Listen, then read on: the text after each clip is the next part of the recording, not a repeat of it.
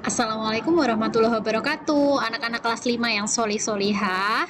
Bagaimana kabarnya hari ini? Semoga tetap sehat dan semangat ya belajar dari rumahnya. Nah, hari ini Bu Priska akan mengulang pertemuan kemarin Senin yang di Zoom tentang menjaga pencernaan dari berbagai penyakitnya. Nah, kemarin Bu Priska sudah jelaskan beberapa penyakit yang terjadi di pencernaan. Ada diare, disentri, cacingan, mah, usus buntu, sariawan, sembelit, gastritis, ambien, tifus gitu ya. Ini macam-macam. Pertama ada diare. Diare itu biasanya ditandai dengan kita bolak-balik ke kamar mandi untuk pup, ya kan, untuk buang air besar. Tapi buang air besarnya itu ternyata encer. Kalau orang Jawa bilangnya mencret gitu ya. Nah, itu biasanya terjadi karena kita tuh salah makan atau mengonsumsi makanan yang sudah terkontaminasi bakteri, virus, dan parasit. Sehingga cara mencegahnya adalah memilih makanan yang bersih, sehat, dan tidak jajan sembarangan. Jadi kita tetap harus memilih di mana ya kita jajan, tempatnya bersih atau tidak, seperti itu. Yang kedua ada disentri. Beda dengan difteri ya. Kalau di buku paket kalian itu ada penyakit namanya difteri yang bagian iklan itu yang di subtema 2. Nah, tapi kalau yang ini disentri. Kalau difteri itu kan biasanya nyeri di tenggorokan, ya kan? Nanti dibaca lagi ya. Nah, kalau disentri ini menyebabkan demam, pencret, dan muntah atau yang biasa kita sebut muntaber ya. Nah, disentri ini biasanya disebabkan adanya bakteri Shigella atau amoeba di air yang kita gunakan. Entah itu air untuk mandi, untuk buang air besar, buang air kecil, minum. Nah, itu biasanya ada di situ. Jadi cara mencegahnya adalah menggunakan air yang bersih untuk mandi, cuci kakus gitu ya. Tidak di sembarang tempat. Wah, ini ada air nih, pakai aja Bu. Enggak kayak gitu ya. Yang selanjutnya adalah cacingan. Cacingan itu berarti tubuh kita kemasukan cacing. Di sini Bu Priska beri contoh 3 cacing. Ada cacing belang, cacing tambang, dan cacing kremi. Nah, biasanya cacing-cacing ini masuk ke dalam tubuh kita karena kita tidak sengaja memakan atau kita menggunakan tangan kita yang kotor ya. Jadi kita habis megang apa gitu yang ada cacingnya, terus kita nggak cuci tangan. Kayak kemarin Bu Erina bilang, cuci tangan tuh memang penting sekali gitu. Ternyata di tempat yang kita pegang itu melekat cacing tanpa kita sadari. Kita langsung makan, masuk dong dalam tubuh. Nah, makanya terus akhirnya cacing itu menginfeksi tubuh kita. Tuh, cara mencegahnya dengan mencuci tangan sebelum makan dan sesudah menyentuh lokasi kotor. Ada lagi minum obat cacing seperti waktu dulu kalian kelas 4 ya, diberi obat cacing itu minum obat cacing. Terus, yang selanjutnya adalah mah dan gastritis. Kita lihat ya, kalau gastritis itu peradangan dinding lambung nih, seperti ini. Tapi kalau mah itu ada luka pada lapisan lambungnya, gitu ya. Nih, bedakan yang gastritis dan mah. Gejalanya sama, perut rasa perih, mual, nyeri di bagian perut atas, biasanya rasanya seperti kram perut gitu ya. Kalau yang perempuan-perempuan yang sudah haid biasanya kram gitu ya perutnya. Nah, cara mencegahnya adalah dengan makan yang teratur, pola makannya bagus, dan hindari stres. Yang selanjutnya adalah usus buntu atau appendicitis. Nah, semua manusia itu terlahir dengan ini namanya umbai cacing. Nah, umbai cacing ini apa toh? Ini adalah pangkal usus ya, pangkal usus buntu. Biasanya appendicitis atau penyakit usus buntu ini terjadi karena kemasukan kotoran, entah itu biji-bijian yang belum lembut. Misalnya kita makan jambu biji, itu kan ada biji-biji kecilnya ya. Nah, kalau kita tidak melumatkan dengan gigi kita, tidak mengunyahnya dengan baik, biji-biji itu masuk ke sini. Nah, lama-kelamaan kan dia akan membusuk. Karena dia membusuk di sini, dia ikut membusukkan umbai cacing ini sehingga terjadi infeksi. Nah, gejalanya sakit perut di sebelah kanan karena umbai cacing itu ada di kanan bawah ya, dekat pinggang kalian tuh. Coba kalian pegang pinggang terus agak naik sedikit gitu kan, bagian perut yang sebelah kanan. Nah, di situ umbai cacing. Sakit di perut sebelah kanan dan hilang nafsu makan. Cara mengatasinya ya dipotong umbai cacingnya ini biar infeksinya tidak melebar, yaitu dengan cara operasi usus buntu. Yang selanjutnya adalah sembelit atau konstipasi, susah pup, ya kan?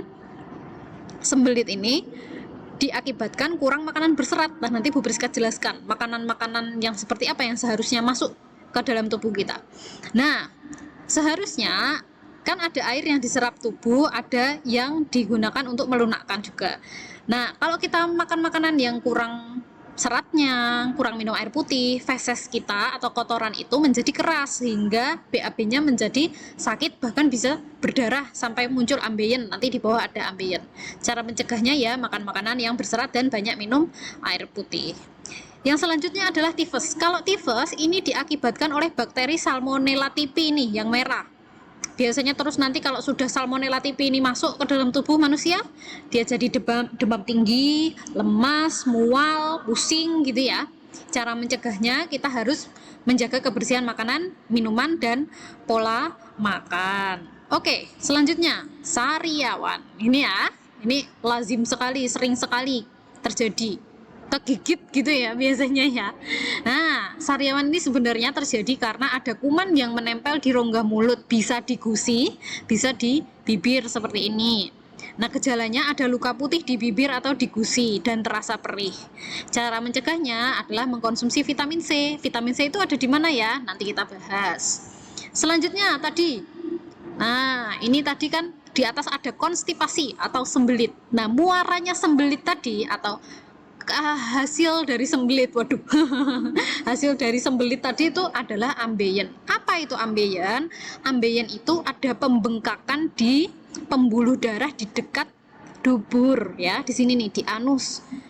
Karena kita terlalu keras mengejan, jadi kan feses tadi keras ya kalau konstipasi, terus kita mengejan gitu kan. Nah, ini jadi membengkak gitu. Nah, biasanya kalau terlewati feses yang keras, membengkak, ini bahkan bisa sampai berdarah. Jadi gejalanya terdapat benjolan di dubur dan sakit ketika BAB. Cara mencegahnya ya makan makanan yang kaya serat dan banyak minum air putih, gitu ya.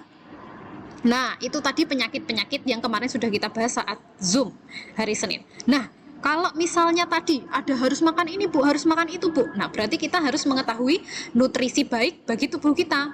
Nah, kan tadi kan sudah kita bahas ya bahwa makanan yang bisa membuat kita sehat itu yang tentu yang bernutrisi gitu kan. Nah, cara yang harus kita lakukan agar terhindar dari penyakit pencernaan salah satunya itu tadi. Tapi ada juga cara yang lain. Yang pertama menjaga kebersihan tangan. Yang kedua menjaga kebersihan alat makan dan makanan. Memperhatikan nutrisi yang masuk dalam tubuh sudah pasti. Memastikan gizi yang dikonsumsi itu seimbang, tidak tumpang banget di atas banget atau di bawah banget gitu ya. Terus memastikan makanan yang dikonsumsi itu bersih, tidak terkontaminasi kuman, bakteri, jamur, cacing, dan virus yang menyebabkan penyakit pencernaan yang sudah kita bahas tadi. Nah, apa saja sih nutrisi yang harus kita konsumsi? Pertama, karbohidrat. Karbohidrat adalah sumber tenaga atau energi. Jadi nanti kalau di soal zat yang merupakan sumber tenaga atau sumber energi disebut jawabnya karbohidrat gitu ya. Karbohidrat itu didapatkan di nasi, tepung, jagung, dan lain-lain. Terus yang kedua ada protein. Protein ini ada dua, protein nabati dari tumbuhan dan protein hewani dari hewan. Protein ini adalah zat pembangun tubuh ya, hati-hati, zat pembangun tubuh. Protein hewani itu biasanya seperti daging, keju, susu, dan lain-lain yang didapatkan dari hewan.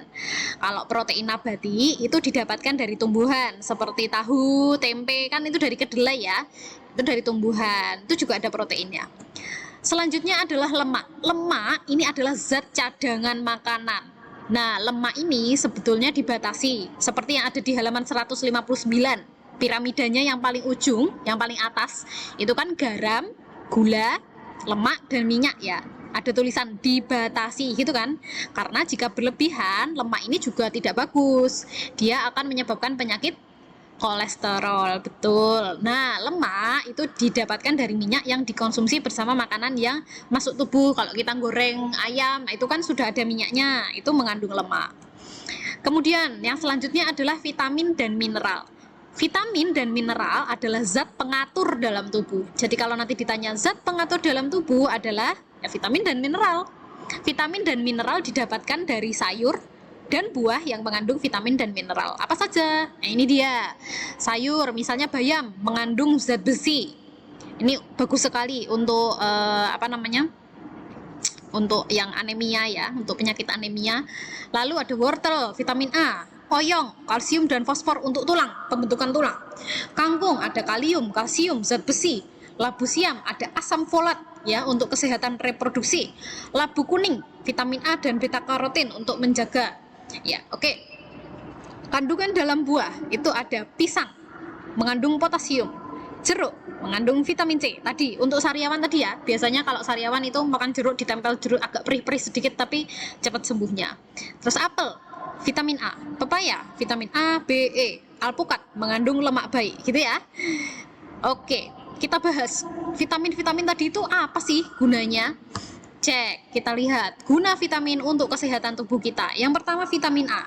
Vitamin A yang ada di wortel, ada di apel tadi ya, itu menjaga kesehatan mata, kulit, dan mempertinggi daya tahan tubuh kita terhadap infeksi. Jadi itu kalau misalnya kita mengkonsumsi vitamin A, biasanya tidak hanya mata dan kulit saja, tapi tubuh kita jadi memiliki daya tahan yang lebih bagus gitu ya.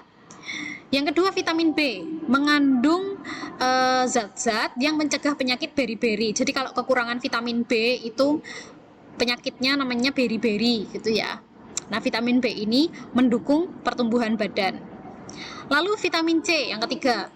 Vitamin C seperti yang sudah kita tahu itu menjaga daya tahan tubuh dan mencegah sariawan, gusi berdarah, bibir pecah-pecah. Bagus sekali memang vitamin C ya. Tadi ya udah ada contohnya bisa menyembuhkan sariawan gitu. Vitamin D membantu pembentukan tulang atau mencegah rakitis. Masih ingat penyakit tulang, kelainan tulang? Rakitis itu yang kakinya berbentuk X, berbentuk O itu loh. Nah, ini bisa dicegah dengan vitamin D. Vitamin E menjaga kesehatan reproduksi dan kulit nih, reproduksi dan kulit. Vitamin K membantu pembekuan darah sehingga ketika kita kekurangan vitamin K, darah kita akan sukar membeku atau biasa disebut dengan penyakit hemofilia. Masih ingat ya? Oke. Nah, kalau kekurangan semua vitamin ini, Bu, namanya apa? Nah, kalau kekurangan semua vitamin ini, kita sebutnya avitaminosis. Kekurangan vitamin itu namanya avitaminosis. Yes, oke. Nah, ini Bu Briska nanti ada pertanyaan. Pertanyaan-pertanyaan ini nanti Bu Briska masukkan Google Form ya. Google Form. Nah, nanti anak-anak jawab pertanyaan-pertanyaan di Google Form saja ya. Kalian boleh lihat buku, boleh lihat video Bu Priska lagi, tapi jangan lihat Google. Oke, coba kita jangan lihat Google hari ini, kita coba lihat buku dan lihat video aja. Oke, dari Bu Priska itu dulu. Semangat belajarnya. Kita ketemu lagi di pembelajaran selanjutnya. Jangan lupa kerjakan tugasnya ya. Wassalamualaikum warahmatullahi wabarakatuh.